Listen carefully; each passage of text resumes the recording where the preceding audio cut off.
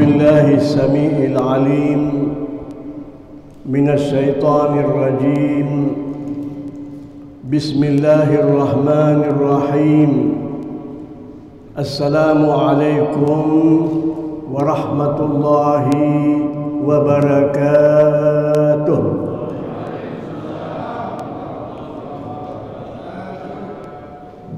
الحمد لله رب العالمين، والصلاة والسلام على أشرف الأنبياء والمرسلين سيدنا وحبيبنا وقرة أعيننا ومولانا محمد النبي الأمي وعلى آله وصحبه أجمعين. Ibu-ibu, bapak-bapak, muslimin, muslimat, rahimakumullah. Kita berbicara tentang para wali Allah. Dan semua kita insya-Allah memiliki harapan dan doa kepada Allah Subhanahu wa taala. Semoga kita ini semuanya, bahkan anak keturunan kita tanpa kecuali, dan semua muslimin, Allah masukkan dalam kelompok wali-wali Allah. Sesuatu yang sangat menarik, sangat menggembirakan, dan kita optimis dengan kepengampunan Allah dan kedermawanannya. Namun perlu kita sadari bahwa tidak ada nikmat dan karunia Allah, apalagi nikmat dan karunia yang spesial, tentu ada tanggung jawabnya. Demikian itu sunnatullah. Ada ujiannya. Demikian itu sunnatullah. Artinya sesuatu yang tidak berubah sama sekali. Para wali-wali Allah semuanya mengalami itu.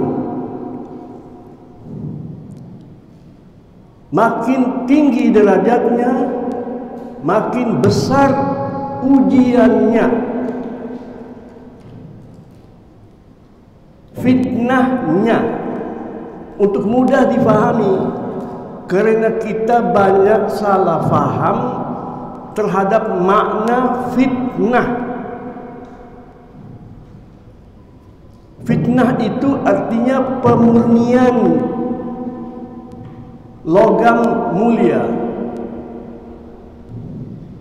Orang yang memiliki permata, memiliki emas, sesuatu yang berharga, dari waktu ke waktu dia murnikan kembali. Dia membawanya ke tukang emas supaya dimurnikan kembali, cahayanya kembali kepada semula, bahkan makin terang. Allah menggunakan kata-kata yang dialami oleh manusia dalam kehidupannya. Itu tadinya untuk logam mulia. Makin tinggi derajat seseorang, makin memiliki cahaya yang lebih mencorong. Ini sunnatullah. Namun Allah Subhanahu wa taala menjanjikan hamba-hambanya kemudahan-kemudahan. Karena Allah Subhanahu wa taala mendampingi para hamba, membantu para hamba Dia yang menawarkan, Dia yang memerintahkan kita untuk bersandar kepadanya, maka tidak mungkin Dia lepaskan kita. Dia yang menyuruh kita terus-menerus berdoa kepadanya, tandanya Dia mengabulkan apa yang kita minta kepadanya. Kita mengenal Allah Subhanahu wa taala dari firman-firman Allah Subhanahu wa taala.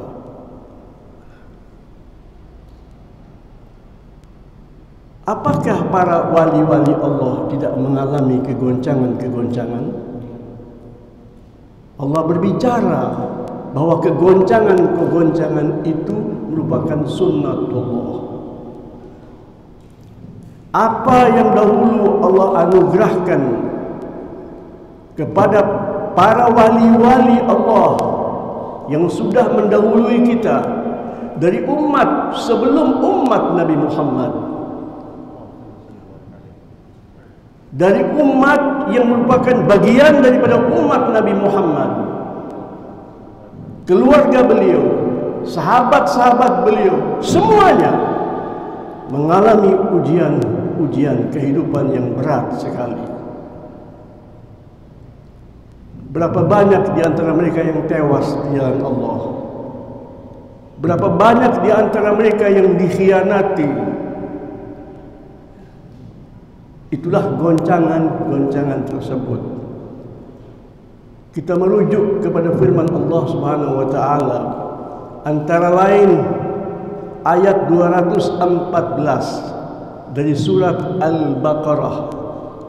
Am hasibtum an tadkhulul jannata walamma ya'tikum mathalul ladzina khalau min qablikum massathumul ba'sa'u wad-dharra'u wa zulzilu.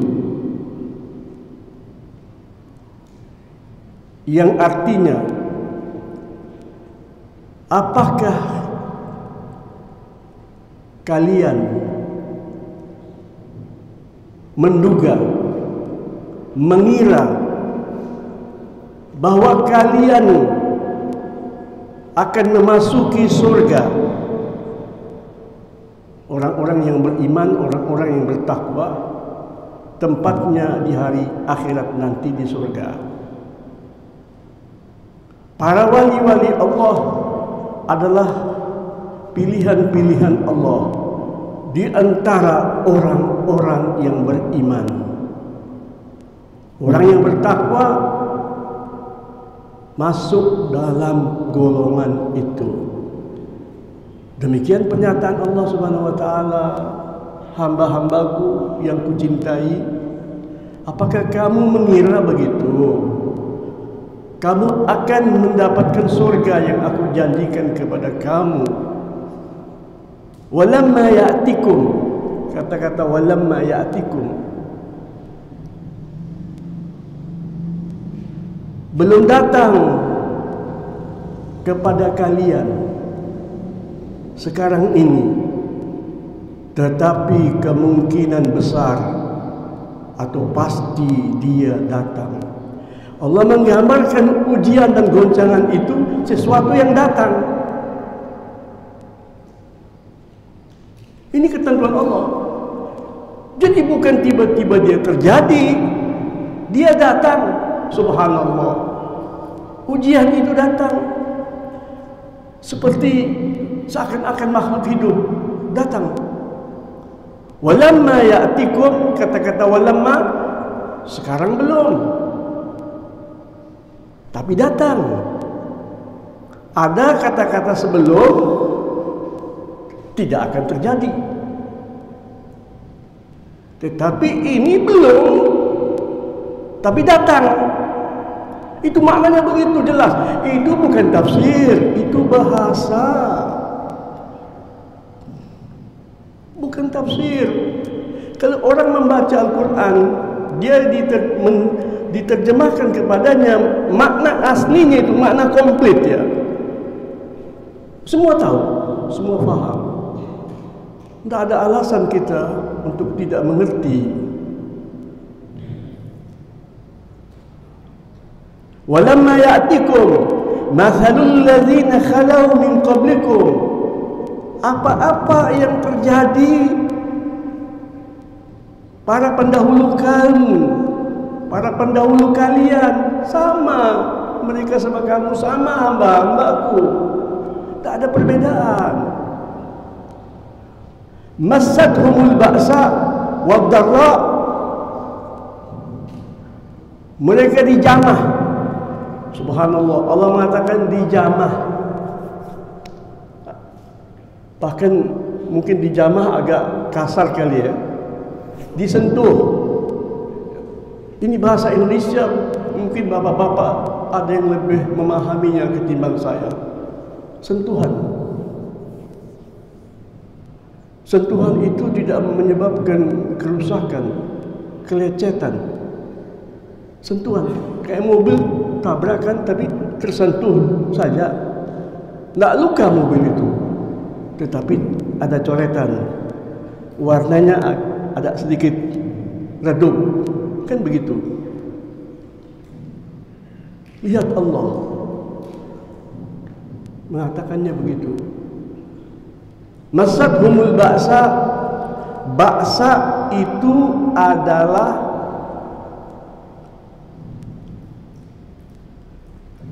kesengsaraan yang berkaitan dengan hal-hal yang bukan bagian dari diri kita, bukan. Seperti kezaliman-kezaliman yang berkaitan dengan harta benda kalian. Harta benda kalian bukan kalian. Bisa dikuasai oleh orang lain, oleh penguasa-penguasa. Penguasa ini kata-kata umum ya. Orang yang berkuasa dari segi keuangan, dari segi wewenang, dari segi politik. Harta kamu bisa dicaplok olehnya dengan cara sesuka hatinya dia. Kamu bisa dikeluarkan dari kampung halaman kamu. Kampung halaman tercinta oleh kita, tetapi bukan bagian daripada diri kita. Bisa diusir dari negeri kamu. Para nabi-nabi mengalaminya. Semua nabi-nabi mengalaminya tanpa kecuali.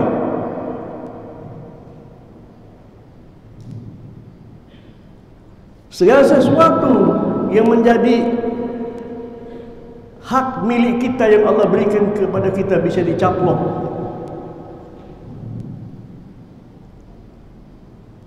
Itu namanya al-ba'sa wad-dharra. Bisa tertimpa pada kalian kesengsaraan yang langsung pada diri kalian. Penyakit.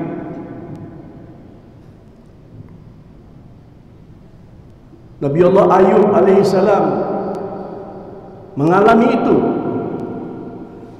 Kehilangan anak yang kita cintai. Semoga Allah pelihara anak-anak kita, panjangkan umur mereka untuk Islam, untuk Nabi kita Muhammad sallallahu alaihi wasallam. Anak-anak kita berikan kepada Nabi semuanya tanpa kecuali. Walaupun memang beliau lebih berhak atas mereka ketimbang kita, tetapi kita dengan sukarela dan senang hati kita sudah niatkan anak-anak kita semuanya untuk Allah, untuk pendamping Rasulullah. Karena beliau pernah mengatakan, aku ingin bangga dengan anak-anak kalian di hari akhirat, bukan di dunia.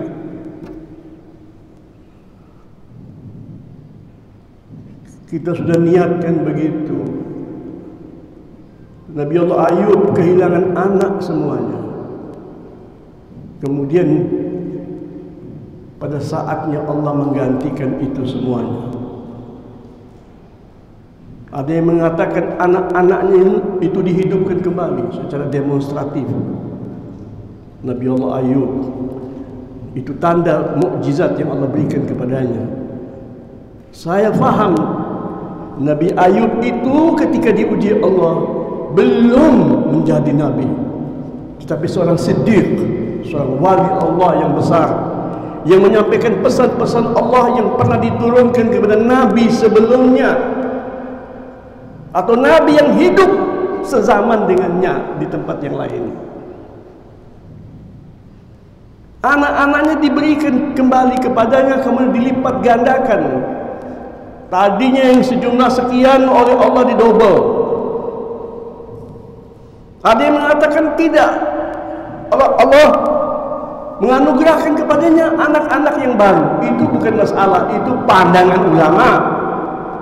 Tetapi Al-Quran menyatakan dengan jelas dan mudah untuk difahami bahwa diberikan kepadanya double. Kalau dia menjadi nabi, itu Allah demonstrasikan sebagaimana mukjizat supaya umat ini kaget. Wah, nabi. Nabi itu yang diberikan kepadanya harus didemonstrasikan. Itu nabi.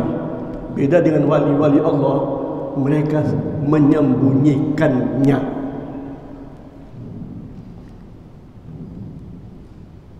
Segala harta kekayaannya dikembalikan dalam bentuk double, lebih besar, yang kemudian semuanya digunakan fisabilillah. Itu Nabi Ayub alaihissalam ini sebagai contoh. Jadi di sana ada ujian, ada kesengsaraan, apapun bahasa Indonesianya, bapak-bapak bisa menerjemahkannya. Bedanya itu, yang pertama, hal-hal yang berkaitan dengan kita, tetapi tidak mengenai diri kita sendiri. Yang kedua, yang mengenai diri kita sendiri, dan anak-anak itu adalah diri kita sendiri. Antara lainnya begitu, ya.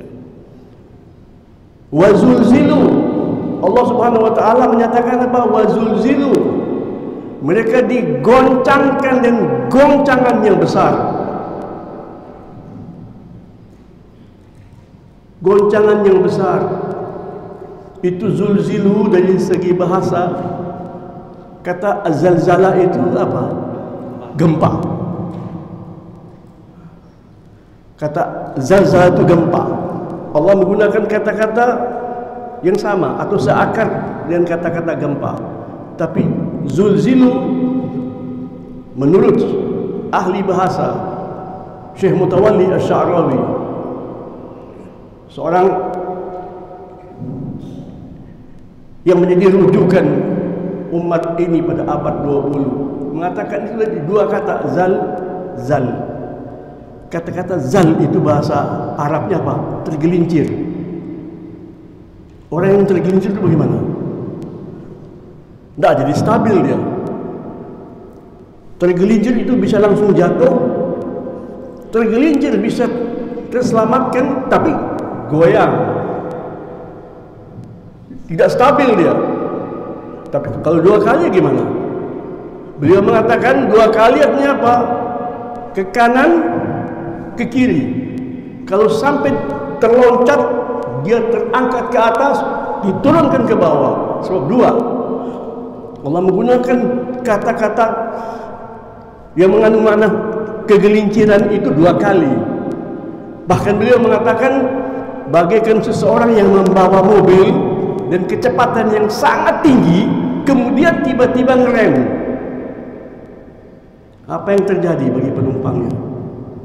Dia akan terhempas ke depan dan balik ke belakang.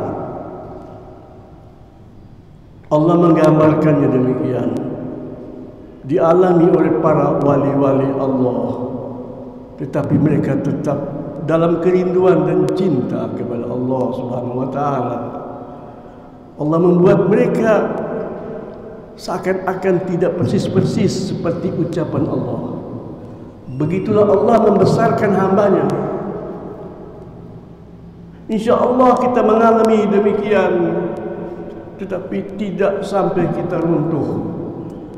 Ini kehidupan mereka, apalagi keimanan mereka. La ilaha illallah, sesuatu yang tidak akan pernah ternoda sama sekali. Tetap la ilaha illallah, tetap mantap, mengakar dalam diri para wali-wali Allah. Itu tidak akan tergoncang sama sekali. Dari mana kita tahu? Dari perjalanan hidup mereka yang diabadikan oleh Allah Subhanahu wa taala di dalam Al-Qur'an. Ini kebesaran yang tidak ada duanya. Maukah kita berupaya untuk anak cucu kita? Untuk diri kita masing-masing, tapi sepertinya untuk anak cucu lebih penting. Karena kita, alhamdulillah, kita di masjid, kita mengikuti pengajian, sekian pengajian, ya. Mudah-mudahan mereka lebih daripada kita.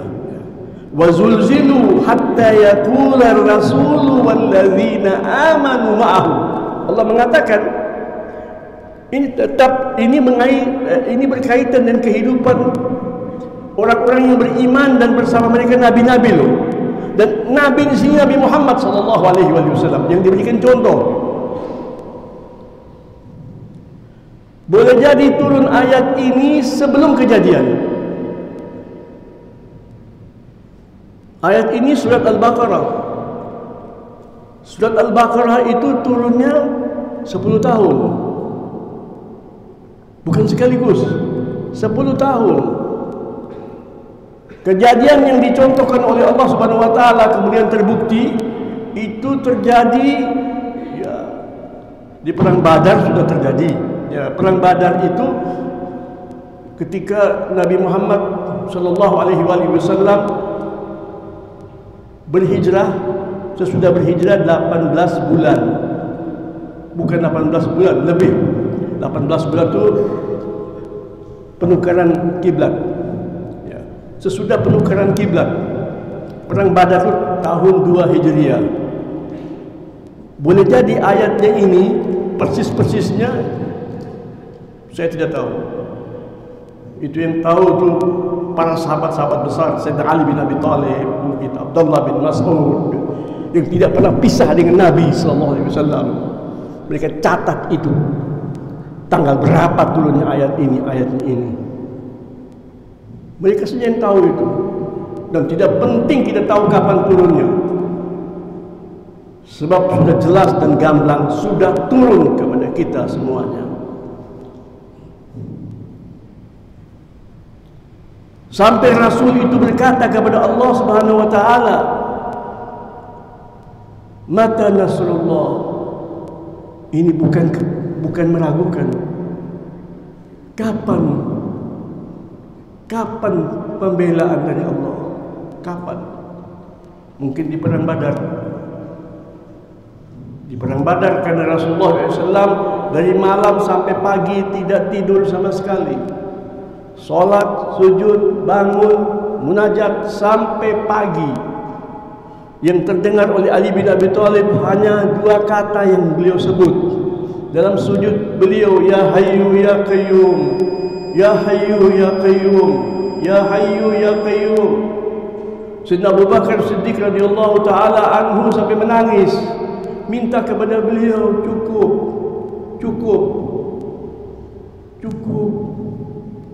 Allah pasti memenuhi permintaanmu.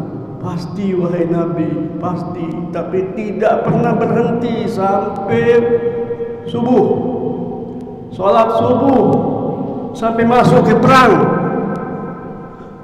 Itu Nabi menangis. Orang-orang yang mempelajari ini berkata bahwa Abu Bakar Siddiq radhiyallahu taala anhu menenangkan nabinya. Nabi pernah menenangkan hatinya ketika hijrah. Sekarang dia yang menenangkan hati Nabi. Itu tidak benar. Tidak benar. Apalagi dikatakan satu sama satu. Mau disejajarkan Abu Bakar sama Nabi Muhammad SAW. Tidak benar. Karena Abu Bakar tidak tahu persoalan sama sekali. Yang tahu itu Rasulullah SAW. Maka beliau terus menerus meminta kepada Allah Subhanahu wa taala. Kita sekarang jadi tahu dari mana? Dari ayat-ayat Al-Quran yang turun sesudah perang Badar. Baru kita tahu betapa umat ini berbuat hal-hal yang sangat membahayakan mereka. Tetapi mereka tidak tahu. Ketika Allah turunkan firman-Nya, baru mereka sadar, oh begitu rupanya. Itu Nabi yang terus-menerus berdoa kepada Allah, ampuni mereka ya Allah, maafkan mereka ya Allah, ampuni kami ya Allah. Maka datanglah pertolongan Allah Subhanahu wa taala di perang Badar. Perang Badar itu dinilai oleh semua ulama, tidak ada perang yang memiliki keberkahan seperti perang Badar. Perang yang pertama kali terjadi antara kaum muslimin dengan musuh-musuh mereka, kaum musyrikin yang dari Makkah itu.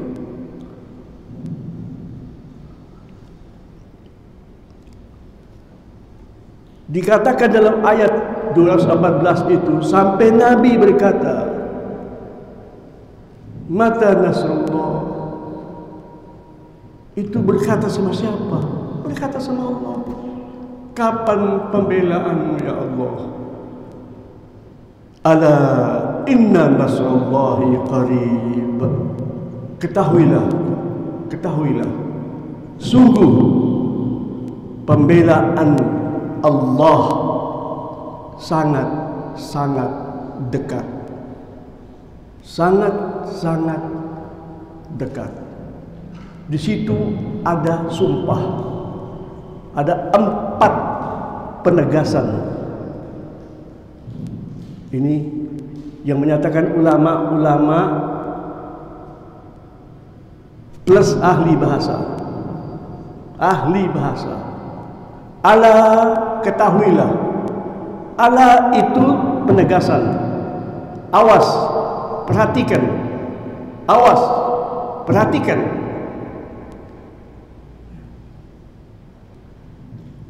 Inna, sungguh,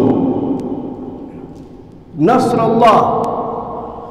Nasrullah artinya apa? Pembelaan Allah. Dikaitkan dengan Allah, dikaitkan dengan kehormatan Allah, dikaitkan dengan segala kebesaran Allah Subhanahu wa taala. Bukankah itu suatu penegasan? Pembelaan bukan dari bapak, bukan dari ibu, bukan dari penguasa, bukan dari orang kaya, bukan dari orang yang berwenang, dari Allah Subhanahu wa taala yang memiliki al-asma al-husna, yang kita berupaya untuk memahaminya dan tidak akan pernah mencapai puncak pemahaman yang sempurna. Siapa yang mengenal Allah? Ala nasrullah qaribun, dekat, dekat, dekat, karena Allah yang dekat. Kedekatan Allah apa sama dengan kedekatan makhluk? Tidak sama. Maka mereka mengatakan terdapat 4 penegasan dalam sepotong kecil firman Allah Subhanahu wa taala tersebut. Ini bukan tafsir, ini makna bahasa. Allah yang menyatakan diturunkan dalam bahasa Arab yang membuat kamu lebih mudah memahaminya.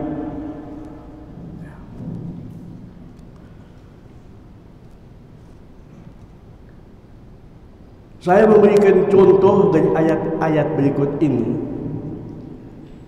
Ayat-ayat yang berkaitan dengan perang Uhud.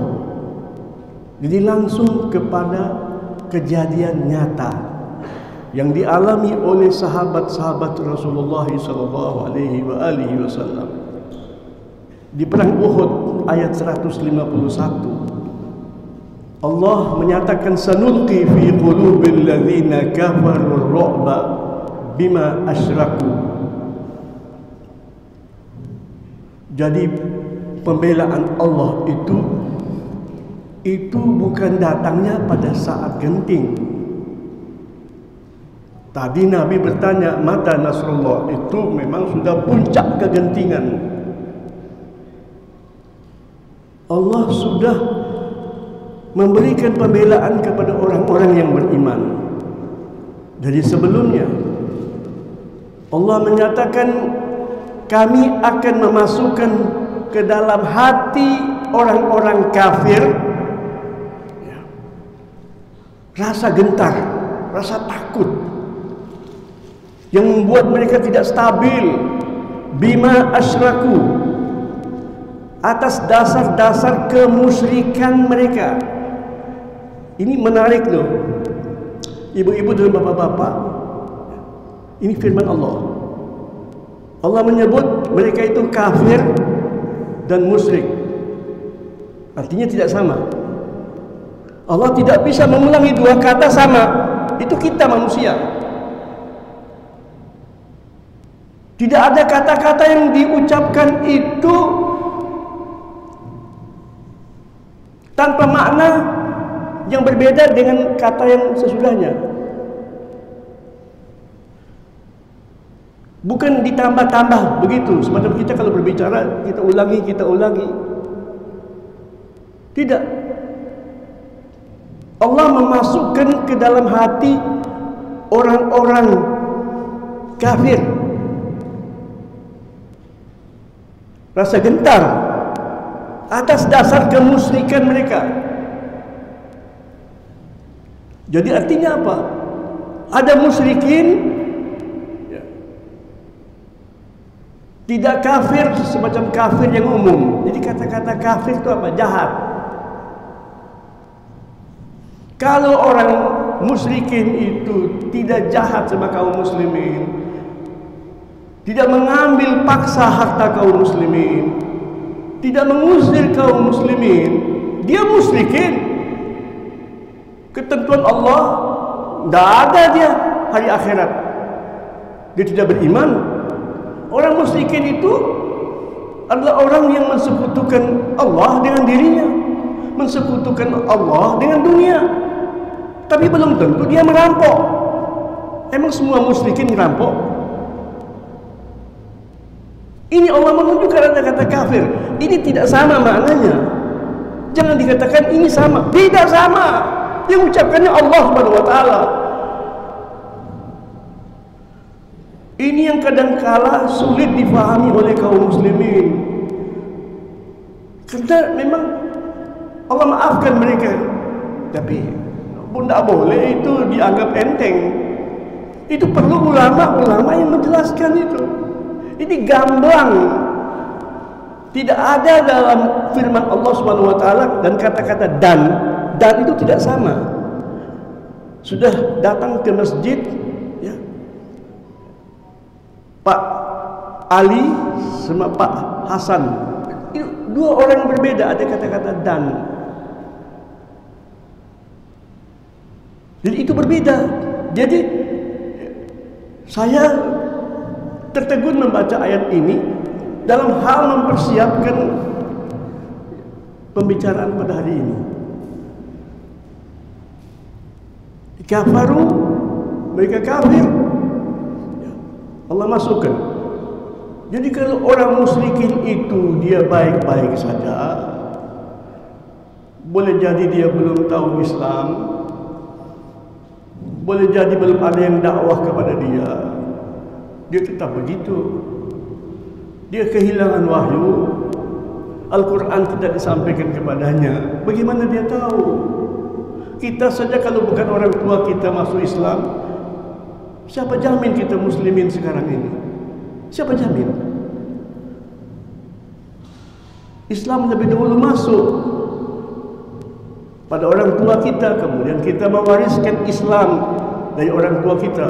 Tetapi dengan mengaji, Islam dan iman kita bukan warisan, tetapi langsung anugerah dari Allah Subhanahu wa taala. Kenapa? Karena kita ngaji, kita belajar, itu meningkat. Tidak sedikit anak-anak yang masuk Islam karena bapaknya Muslim, anaknya lebih menghayati Islam ketimbang bapaknya. Itu karena usaha,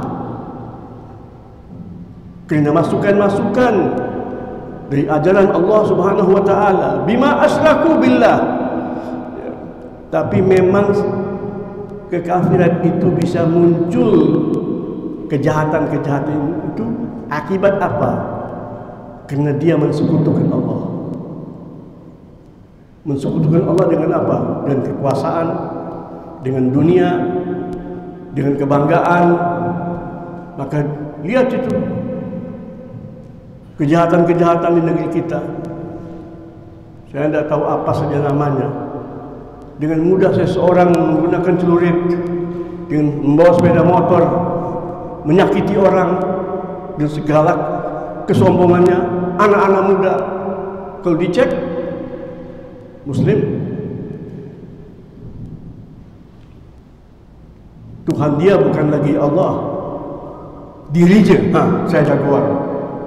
Mana berani seorang Muslim yang mengenal Allah, dia tahu bahwa Allah itu berkuasa, mana berani dia lakukan itu? Tidak mungkin, tidak mungkin. Cara yang dia lakukan itu kekafiran, bukan berarti dia keluar dari la ilaha illallah, ya, luntur la ilaha illallahnya, tidak menghayati la ilaha illallahnya. Maka tetap ujung-ujungnya berkaitan dengan apa? Persekutuan terhadap Allah Subhanahu wa taala. Semua bentuk kejahatan memiliki keterkaitan. Tetapi tidak semua orang yang mensekutukan Allah. Boleh jadi karena bodoh, karena tidak tahu. Yang Allah Subhanahu wa taala menyatakan tidak ada persekutuan kepada Allah Subhanahu wa taala memiliki dasar keberakalan sama sekali. Asyraku billahi ma lam yunazzil bihi sultanan.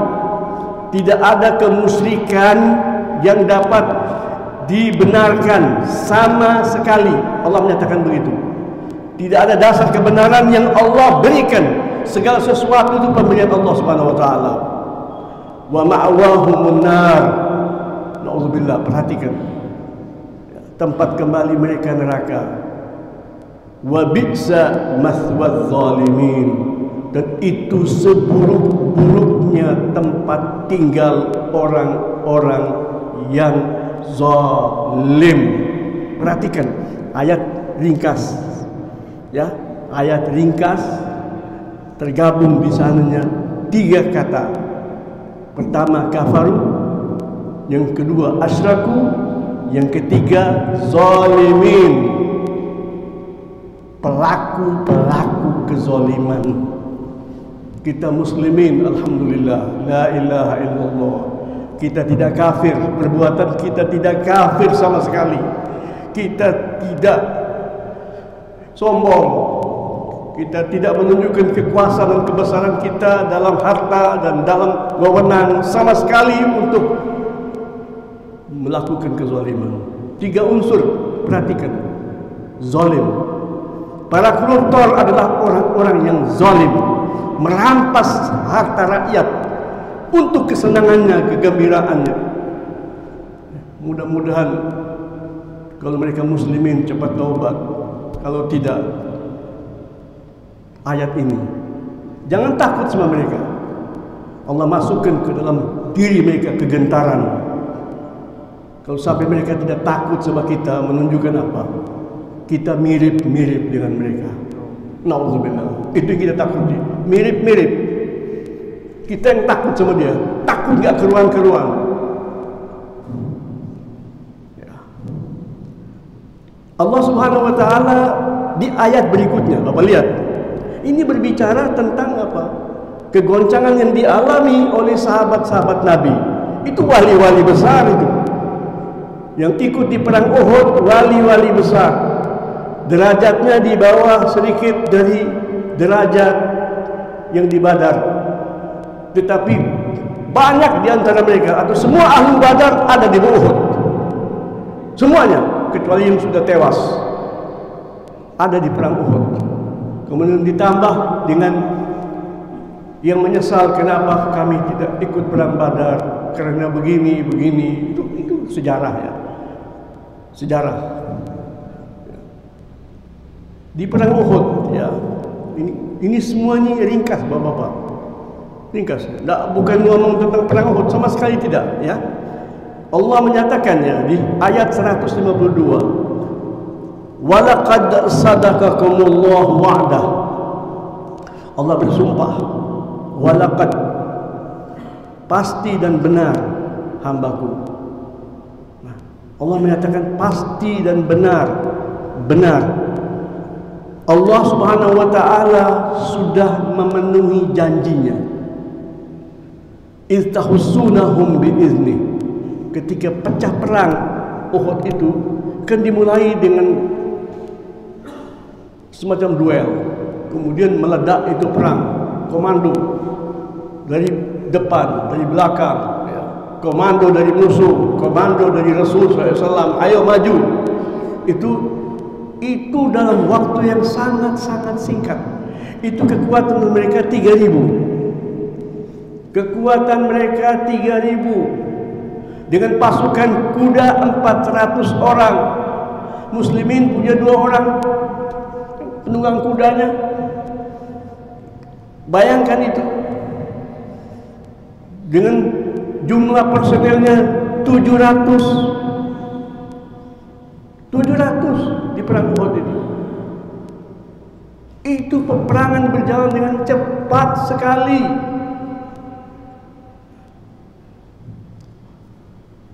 Sepuluh orang, dalam riwayat ada yang mengatakan 7 orang pembawa panji-panji musyrikin. Ada lambangnya itu. Orang Arab itu kalau perang, itu pembawa panji-panji itu apa? Komandan pasukan yang terdepan. 7 jatuh, gugur. Sampai ke 8 itu tidak ada yang berani masuk tampil kecuali seorang perempuan Quraisy masuk membawa bendera. Itu sahabat Nabi ketika berhadapan sama pembawa bendera ini ke depan sekali, dia mundur. Kenapa? Dilihat gaya dia berjalan, walaupun hebatnya bagaimana, jagoannya bagaimana, perempuan. Ini perempuan. Kusucikan pedang Rasulullah untuk digunakan kepada seorang perempuan. Ini di medan pertempuran. Nah, bukan lawan saya, bukan. Itu bendera tetap berkibar, tapi tidak ada gunanya. Mereka lari tunggang langgang, hampir buyar. Kemudian terjadi penyimpangan oleh para sahabat Nabi SAW yang ditugaskan untuk menjadi pemanah di atas bukit. Itu mereka turun. Kenapa? Ya karena musuh sudah lari kok semua. Karena Nabi mengatakan tidak boleh tinggalkan tempat ini apapun terjadi. Sampai Nabi mengatakan, andai kata kamu menyaksikan pasukan sudah menang, ya, dengan terang benderang, bahkan mengejar musuhnya sampai masuk ke Mekah. Bayangkan, sampai masuk ke Mekah, jangan tinggalkan pos ini. Ataupun kebalikannya, kita tidak berdaya menghadapi mereka. Mereka membunuh kita. Kita lari meninggalkan medan pertempuran sampai masuk ke Madinah. Takut kalau mereka akan masuk Madinah dan melakukan hal-hal yang menyeramkan terhadap anak dan perempuan-perempuan kita. Kalaupun itu terjadi, jangan tinggalkan pos ini. Dilanggar oleh para wali-wali Allah, dilanggar oleh sahabat-sahabat Nabi. Mereka mentakwilkan ini bukan meninggalkan, ada pampasan perang di bawah. Mereka mau mengambil ini sebagai kenangan dari Allah, semacam medali dari Allah Subhanahu wa taala. Ya. Allah menyatakan itu dunia. Itu dunia, padahal mereka ingin gunakan fisabilillah. Kenapa? karena menyalahi ketentuan Nabi Muhammad sallallahu alaihi wasallam. Untung saja tidak dibilang syirik. Nah, Allah menyatakan di sini, ya. Allah menyatakan sampai ketika kalian itu lemah. Lemah dari mananya? Sedang apa namanya? Menang, gilang gemilang. Musuhnya lari, tunggang langgang. Mereka turun. Tidak ada hubungannya sama kata-kata lemah di sini. Lemah yang kita pahami. Tapi demikian, hatta idza fasiltum, sampai ketika kalian itu menjadi lemah, gagal, dan takut. Subhanallah, bagaimana kita memahaminya itu? Kalau kita bermaksiat kepada Nabi Muhammad, apa yang beliau gariskan, kita mengalami itu semuanya. Padahal kita melakukannya ketika kita jaya. Kita lagi sedang jaya. Itu kan pandangan sahabat-sahabat Nabi itu. Mereka mengatakan ini enggak, tapi terjadi pertengkaran di antara mereka. Jangan, kata pemimpin mereka, Abdullah bin Jubair, jangan. Sebentar saja, naik lagi. Tidak sempat naik. Dan kecepatan yang luar biasa Khalid ibn Walid mengitari Gunung Uhud. Gunung Uhud dikitari tidak sampai 5 menit, dan kecepatan tunggang kuda ini, penunggang kelas berat, orang-orang Quraisy, dia putar. Tidak sampai 5 menit mereka babat semua itu semuanya. Ada seorang ustaz, seorang guru, orang Saudi. Dia coba menunggang kuda, dia memang seorang penunggang kuda ya. Menunggang kuda yang dia cari kuda Arab yang terbaik. Dia coba 5 menit. 5 menit. Subhanallah. Kecepatan kuda di padang pasir putar 5 menit. Apalagi Khalid bin Walid pada saat itu. Pada saat itulah sahabat-sahabat yang di depan tuh kaget. Karena mereka dibabat tiba-tiba begitu. Rupanya kesalahan mereka itu menimpa semua sahabat. Artinya apa? Bencananya. Dan langsung Abu Sufyan mendengar teriakan, balik lagi. Ada. Jadi kaum muslimin, sahabat-sahabat Nabi itu yang jumlahnya sedikit, ya, 3.700 berapa bandingannya, terjepit pada saat itu. Nabi kita jatuh ke lubang yang mereka siapkan, ya. Hampir buyar perang itu. Sahabat itu cerai-berai, lari ketakutan. Apalagi mereka mendengar teriakan, saya sudah membunuh Muhammad, saya sudah membunuh Muhammad. Aduh, ketika mereka dengar itu ucapan, runtuh mereka. Muhammad mati, tewas. Itu terjadi di perang Uhud. Ada kegoncangan yang lebih daripada itu? Ya. Berita tewasnya Nabi Muhammad itu bikin runtuh para sahabat-sahabat Nabi Muhammad sallallahu alaihi wasallam. Allah katakan apa? Kamu maksiat sama Allah karena maksiat sama Rasulullah. Sesudah Allah tunjukkan dengan jelas dan gamblang bagaimana kamu mudah mengalahkan musuh. Bukan kamu makin mendekat sama Allah, kok kamu bermaksiat sama Allah dan Rasulnya. Itu Allah katakan, ba'dama arakum ma tuhibbun. Allah sudah tunjukkan kepada kamu apa-apa yang kamu sukai, apa-apa yang kamu senangi, kemenangan dan kebesaran dunia dan akhirat. Allah tunjukkan kepada kamu, minkum man yuridu dunya.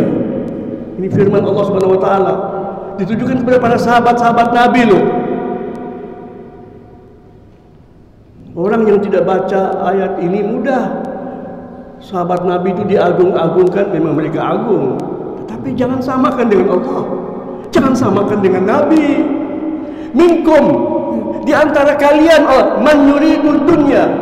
Sahabat-sahabat Nabi itu kaget. Abdullah bin Mas'ud mengatakan, turun ayat ini, gemetar kami. Kamu cinta sama dunia. Minkum man yuridu dunya, di antara kamu menghendaki dunia. Wa minkum man yuridul akhirah, di antara kamu yang mesti tetap istiqamah mencintai akhirat. Kemudian apa ucapan Allah sesudah ini?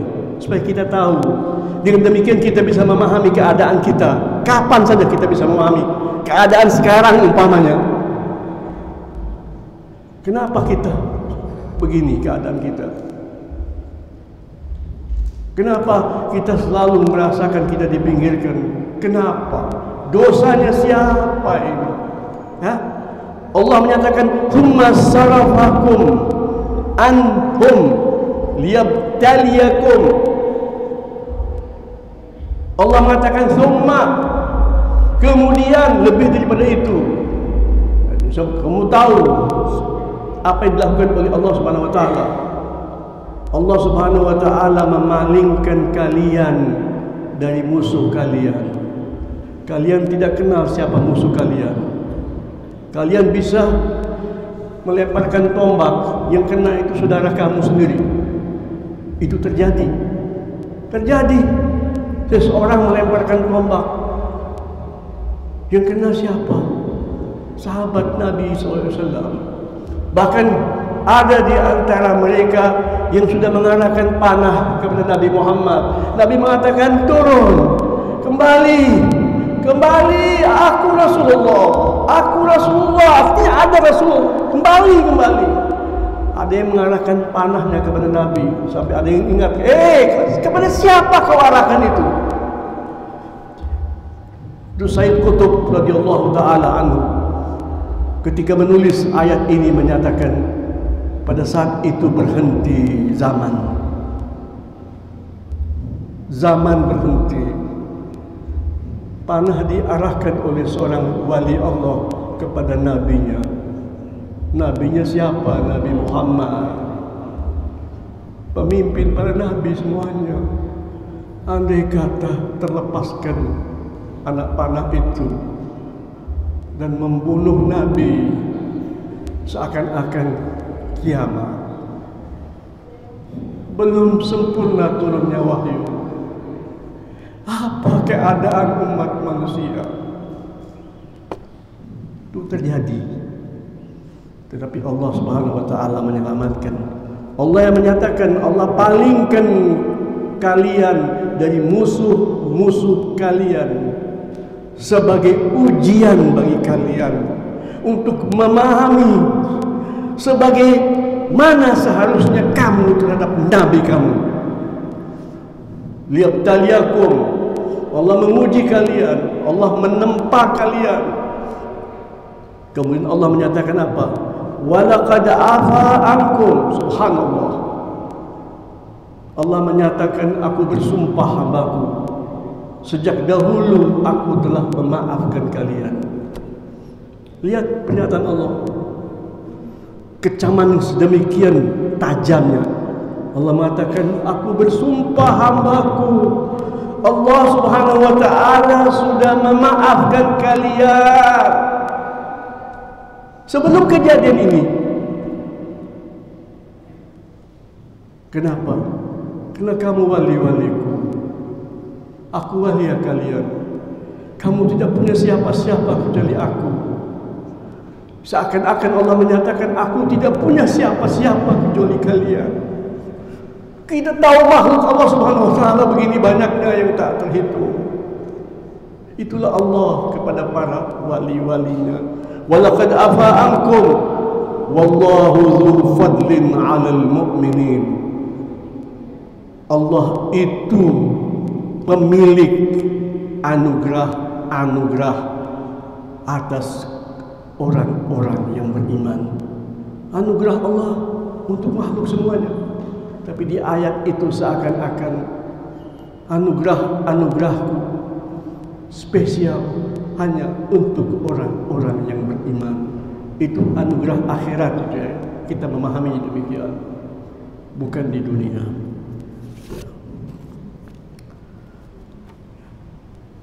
Ini gambaran tentang para wali-wali Allah Subhanahu wa ta'ala. Kemudian Allah Subhanahu wa ta'ala di ayat 154, kejadian itu sebetulnya dari ukuran manusia habis. 3.000 pasukan musuh yang tewas mungkin tidak lebih daripada 10 orang, tidak akan lebih daripada 20 orang. Nanti bisa kita lihat kepada sejarah, lihat lagi, tapi tidak akan lebih daripada 20 orang. Tewas dari kita 70 orang, termasuk Hamzah bin Abdul Muttalib, Sayyidu Syuhada, pemimpinnya para syahid. Dia tewas di perang itu. Ya. Yang terluka sekian banyaknya itu kaum muslimin. Tapi Allah Subhanahu wa ta'ala menyelamatkan mereka. Sampai pada saat itu Abu Sufyan berteriak, "Ada Muhammad." Nabi Muhammad memberikan isyarat, diam. "Ada Muhammad." Tak ada jawaban. "Ada Abu Bakar." Tak ada yang jawab. "Ada Umar." Jawab.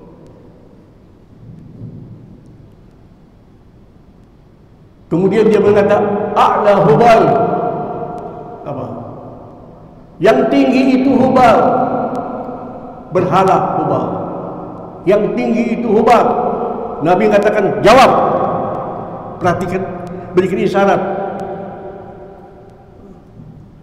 Maka Umar menjawab, "Allahu a'lam, Allahu ta'ala."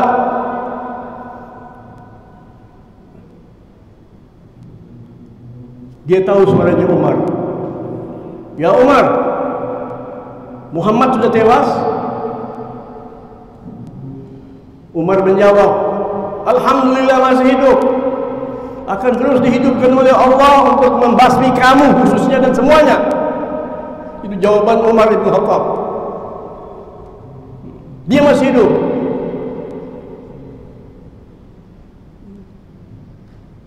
Dia kemudian berkata,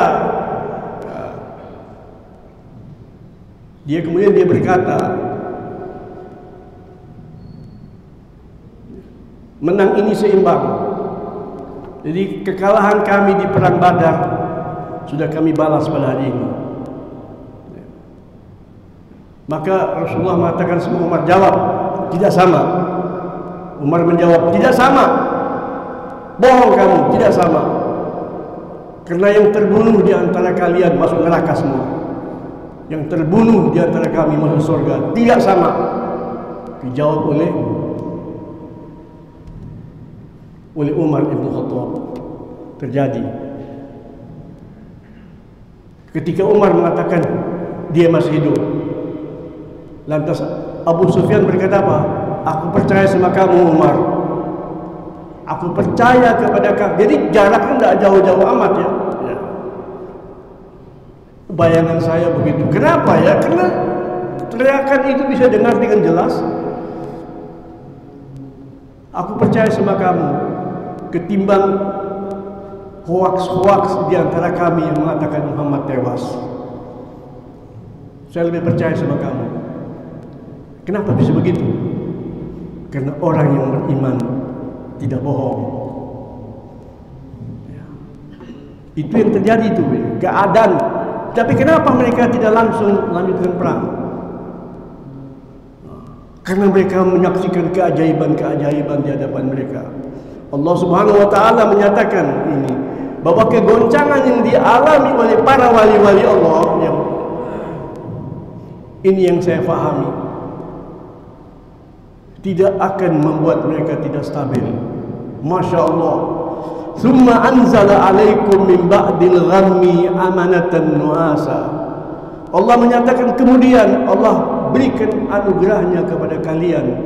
Allah menurunkan atas kalian itu amanatan. Apa? Rasa aman dan damai.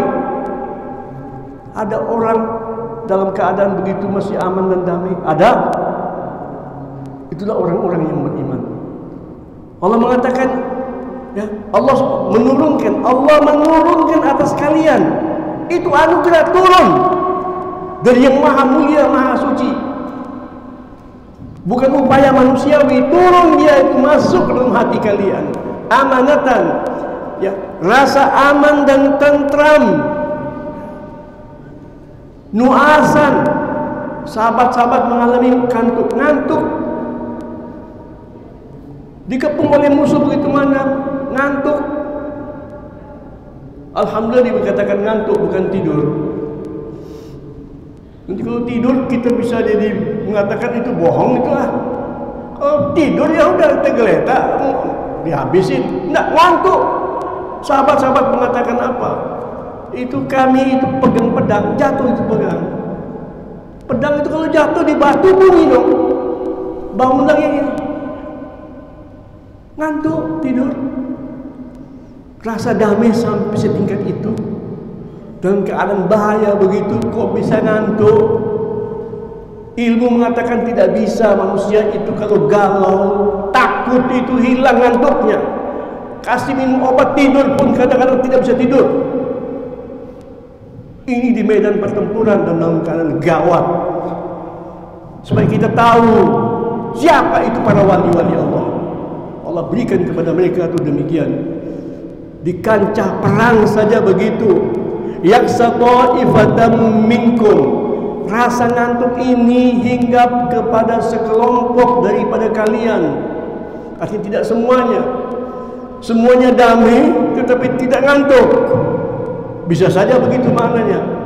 Ada yang mengatakan tidak, ada sekelompok orang-orang yang lemah imannya, sempat masuk di dalam hati mereka sesuatu yang tidak benar, tapi mereka masih tetap diakui oleh Allah sebagai orang-orang yang beriman. Wa ta'ifatun qad ahammathum anfusuhum, dan sebagian daripada kalian itu ya tenggelam dalam kegalauan pribadi, memikirkan diri mereka itu sendiri. Allah Subhanahu wa taala menyatakan yazunnuna billahi ghairal haqqi. Mereka menduga, mengira-ngira kepada Allah dengan dugaan yang tidak benar. Itu dialami oleh sebagian kelompok muslimin loh. Zaman itu zannal jahiliyah, ada persangkaan-persangkaan jahiliyah itu muncul dalam diri mereka. Artinya apa? Ini dalam keadaan perang tadi itu, mana itu kemenangan yang dijanjikan oleh Allah? Mana itu kemenangan yang dibicarakan oleh Nabi Muhammad SAW? Dan kelanjutan ayatnya, ya. Tetapi cukup sampai sekian. Tetapi yang jelas di sini apa? Bahwa kegoncangan duniawi bisa menggoncangkan para wali-wali Allah, tetapi mereka tidak goncang. Mereka tetap terikat dengan la ilaha illallah, tetap yakin seyakin-yakinnya mereka benar, dan Allah pasti memenangkan orang-orang yang beriman. Tetap optimis, karena itu janji Allah Subhanahu wa ta'ala. Kita memohon kepada Allah Subhanahu wa ta'ala, ya, mudah-mudahan Allah kuatkan kita dalam hidup ini. Tetap tentram dan damai bersama Allah Subhanahu wa ta'ala. Tetap husnuzan kepada sesama yang beriman, bahwa mereka semuanya bisa berubah menuju kepada situasi yang lebih baik berkat Allah Subhanahu wa ta'ala. berkat pendidikan ilahi yang diberikan kepada kita lewat Al-Quran dan lewat kehidupan Nabi Muhammad sallallahu alaihi wasallam, kita memohon kepada Allah Subhanahu wa taala dengan berkata kepada Allah bahwa kita tidak menolak ketentuan Allah. Kita menerima ketentuan Allah bahwa kita akan diuji oleh Allah. Hanya saja kita berkata kepada Allah sebagaimana Nabi kita berkata kepada Allah, "Ghairu anna afiyataka awsa'u lana." Afiat darimu ya Allah, pemaafan darimu ya Allah, pengampunan darimu ya Allah, dan kemudahan darimu lebih leluasa bagi kami dalam mengarungi kehidupan duniawi ini. Ya Allah biha, ya Allah biha, ya Allah bihusnil khatimah, ya Allah biha, ya Allah biha, ya Allah bihusnil khatimah, ya Allah biha, ya Allah biha, ya Allah bihusnil khatimah, ya Allah biha, ya Allah biha, ya Allah bihusnil khatimah. Rabbana zalamna anfusana wa in lam taghfir lana wa tarhamna lanakunanna minal khasirin. ربنا اغفر لنا ذنوبنا وإسرافنا في أمرنا وثبت أقدامنا وانصرنا على القوم الكافرين. ربنا آتنا في الدنيا حسنة وفي الآخرة حسنة وقنا عذاب النار. وصلى الله على سيدنا محمد وعلى آله وصحبه أجمعين والحمد لله رب العالمين. والسلام عليكم ورحمة الله وبركاته.